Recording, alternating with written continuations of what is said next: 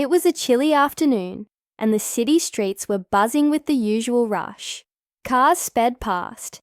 Pedestrians hurried along the sidewalks, lost in their own worlds. Among them was Daniel, a young man in his early 20s, dressed in a worn-out hoodie and jeans. He had just finished his shift at the local diner, his feet aching from hours of standing. As he waited at the crosswalk, he noticed an elderly woman struggling to step off the curb. She gripped her cane tightly, her frail hands shaking as she tried to navigate the busy intersection. People walked past her, barely noticing her presence. Some glanced her way, but kept moving, too caught up in their own schedules. But Daniel couldn't just stand there and watch. Something inside him urged him to step forward. Without hesitation, he approached her. "Ma'am, do you need some help?" he asked gently. The woman looked up, her tired eyes filled with a mix of gratitude and surprise. "Oh dear, that would be wonderful," she said with a soft smile. Daniel offered his arm, and she held onto it carefully. Together, they made their way across the street, moving at her slow, steady pace. The impatient honking of cars and the hurried footsteps of others didn't bother him. His only concern was making sure she got to the other side safely. When they finally reached the sidewalk, the woman let out a small sigh of relief. "Thank you, young man," she said, patting his hand. "Not many people take the time to help anymore." Daniel smiled. "It's nothing really. I'm just glad you're okay." The woman studied him for a moment, as if trying to read something beyond his words. Then, she reached into her small purse and pulled out a neatly folded bill. "Here, take this," she said, offering it to him. Daniel shook his head. "Oh no, Mom, I didn't do it for money," she chuckled, her eyes twinkling with something mysterious. "I like you," she said simply. "You remind me of someone I once knew." Daniel wasn't sure what to make of that, but he nodded, politely. "Well, I hope you have a great day, ma'am." With that, he turned and walked away, never expecting to see her again. But fate had other plans. What Daniel didn't know was that the woman he had just helped wasn't just any elderly lady. She was someone far beyond what he could have imagined. And soon, his small act of kindness would lead to something that would change his life forever. Stay tuned, because what happens next is something that will leave you speechless.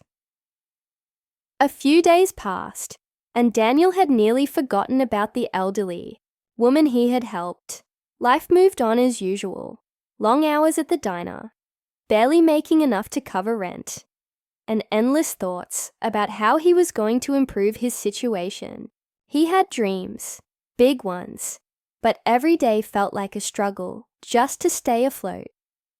One evening, after his shift, Daniel was walking home when he noticed a sleek black car parked outside his apartment building. It wasn't the kind of car that belonged.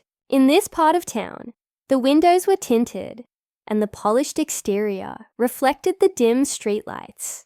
He hesitated for a moment, a strange feeling creeping up his spine.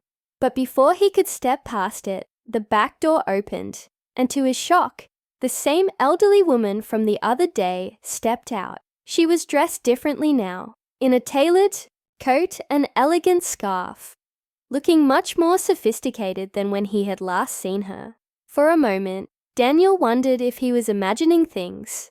What was she doing here? And why did she come in a car that looked like it belonged to a millionaire? "Young man," she called out, her voice warm yet firm. "I was hoping I'd find you." Daniel blinked, still processing what was happening. Ma'am? Is everything okay?" She smiled, stepping closer. "I never properly introduced myself that day. My name is Eleanor Hastings." Hastings. The name rang a faint bell in Daniel's mind, but he couldn't quite place it. "I wanted to see you again," she continued.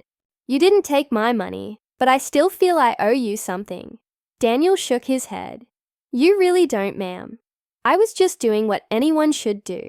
She studied him with that same mysterious look, then gestured toward the car. Would you be willing to join me for a short ride? I'd like to talk. Everything about the situation felt surreal, but Daniel's curiosity got the better of him. He glanced at his worn-out sneakers, then back at the expensive car. This wasn't exactly something that happened to him every day. After a brief hesitation, he nodded. Okay, sure. The moment he slid into the car, he could feel the difference. The seats were soft leather. The air smelled of something expensive, and a driver in a crisp suit sat quietly in the front. Eleanor took her seat beside him, and the car smoothly pulled away from the curb. For a few minutes, they rode in silence, the city lights flickering past the windows. Then, Eleanor finally spoke. Do you know who I am, Daniel? He shook his head. Should I? She let out a soft chuckle. I suppose not. I tend to keep a low profile these days. But many years ago, my family built one of the largest businesses in the city, Hastings Enterprises. Daniel's eyes widened. That was why the name sounded familiar. Hastings Enterprises was a massive company, known for its real estate developments, luxury hotels, and even charitable foundations. It was the kind of name he saw on tall buildings, but never thought twice about. I never would have guessed, he admitted. You didn't seem like... He trailed off, not wanting to sound rude, like a millionaire. She finished for him with a knowing smile. That's exactly why I liked you. You treated me as a person, not a status. Daniel wasn't sure what to say. He had no idea where this was leading. Eleanor's expression grew more serious. I want to make you an offer. That caught his attention. An offer? Yes. I've spent most of my life surrounded by wealth, but I've also seen how money can blind people. The moment people know who I am, they change. You, however, helped me without expecting anything. That tells me something about your character. Daniel felt his stomach tighten. I don't really understand what you're saying. She studied him carefully before speaking again. I have no direct heirs, Daniel. No children, no grandchildren. And recently, I've been thinking about my legacy, what I want to leave behind. I don't want my fortune to go to people who only care about the money. I want to help someone who truly deserves it. His heart pounded in his chest. Was she implying what he thought she was? I want to give you an opportunity, Eleanor continued.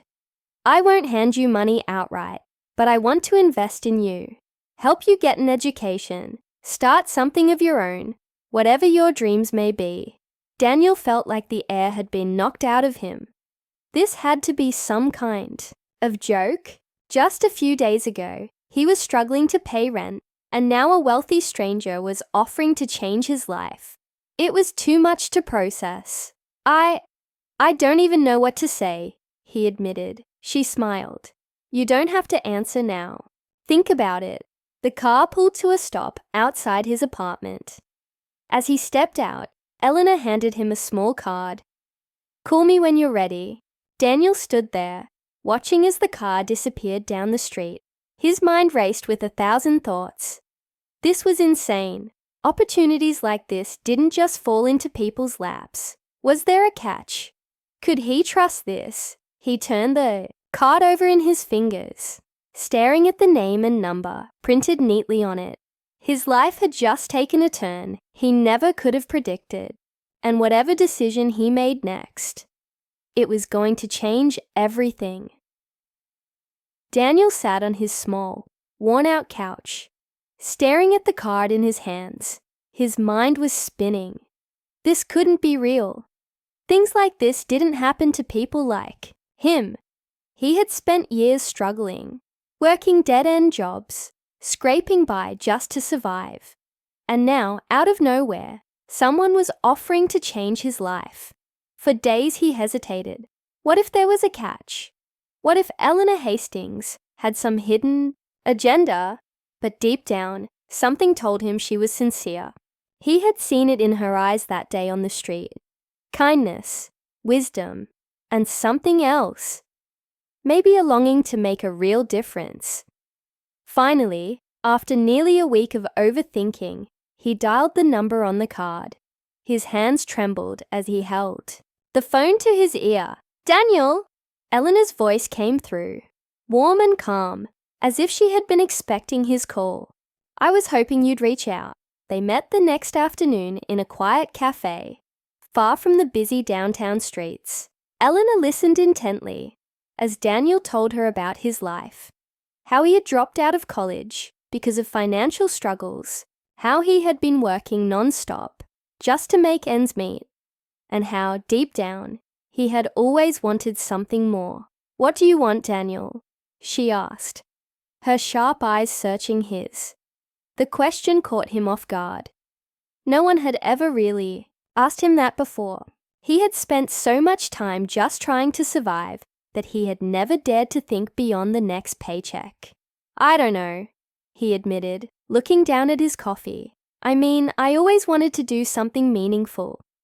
Maybe start my own business, something that actually helps people." Eleanor nodded, as if she had already known the answer. "Then let's make that happen." Over the next few months, Daniel's life transformed in ways he never could have imagined. Eleanor became his mentor, guiding him through every step of the journey. She didn't just hand him money, she made him work for it, introducing him to the right people, teaching him about business, and pushing him to believe in himself. At first, it was overwhelming. Daniel felt out of place in fancy boardrooms and networking events, surrounded by successful entrepreneurs who had grown up in a world so different from his own. But Eleanor never let him back down. "You helped me when you had nothing to gain," she reminded him. "Now I'm just returning the favor." With her support, Daniel launched his own small startup, one focused on helping underprivileged communities gain access to job training and financial literacy programs. It wasn't easy, but he poured his heart into it, determined to create something meaningful. Word of his story spread. People were inspired by how a simple act of kindness had led to something so much bigger. Investors took notice. Doors that had always been closed to him suddenly opened, and through it all, Eleanor watched with quiet pride. One evening, months after their first encounter, they sat together in her garden, sipping tea as the sun set. "You've come a long way," she said, looking at him with that same knowing smile. Daniel smiled back. "I couldn't have done it without you." She shook her head. "You had it in you all along. You just needed someone to believe in you." A comfortable silence settled between them. The wind rustled through the trees, carrying with it a sense of peace. "Why me?" Daniel finally asked. "Out of all the people you could have helped, why did you choose me?" Eleanor's eyes softened. "Because once upon a time, someone took a chance on me, and I never forgot it." Daniel thought about that for a moment, letting her words sink in. It was then he realized life had a strange way of working. One small act of kindness, something so simple as helping someone across the street, had set off a chain of events that had changed his world forever. And maybe, just maybe, it was his turn to do the same for someone else. As the stars began to twinkle above them, Daniel made a silent promise to himself. No matter how successful he became, he would never forget where he started. He would always remember the power of kindness, the way it could change a life in the most unexpected ways. Because in the end, that was the real lesson. Wealth wasn't just about money. It was about the impact you had on others. And thanks to Eleanor, Daniel finally understood what it meant to truly be rich.